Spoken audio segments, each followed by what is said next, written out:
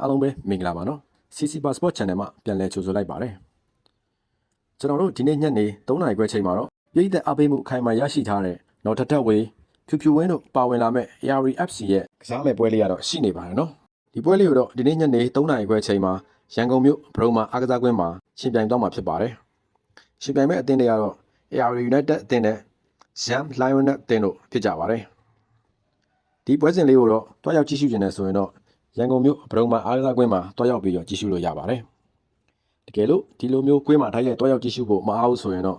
ကျွန်တော်တို့ TV channel ကနေလည်းကြည့်လို့ရပါတယ် TV မှာဘယ် channel ကြည့်ရမလဲဆိုရင်တော့ကျွန်တော်တို့အမြဲပြောနေတဲ့ Reader channel ကနေပဲ TV မှာပြသပေးမှာဖြစ်ပါတယ် Reader channel ကနေပြီးတော့ TV မှာစောင့်မျှော်ကြည့်ရှုလို့ရပါတယ်အကယ်၍ TV line နေနဲ့ဝေးနေတယ် TV နဲ့လည်းမရှိဘူးဆိုရင်တော့ကျွန်တော်တို့ YouTube ကနေလည်းကြည့်လို့ရပါတယ် YouTube ကဘာမှကြည့်မလဲဆိုရင်တော့ပြုံး Play Sport YouTube channel ဆိုပြီးတော့ရှာပြီးတော့ကြည့်ရှုလို့ရပါတယ်ပြီးတော့ကျွန်တော်တို့ Facebook ကနေကြည့်ချင်တဲ့လူတွေအတွက်လည်းကျွန်တော်တို့ပြုံး Play Sport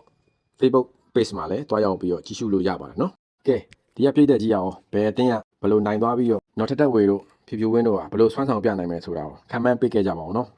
အားလုံးပဲတာယာတော့နေလေးဖြစ်ပါစေခင်ဗျာ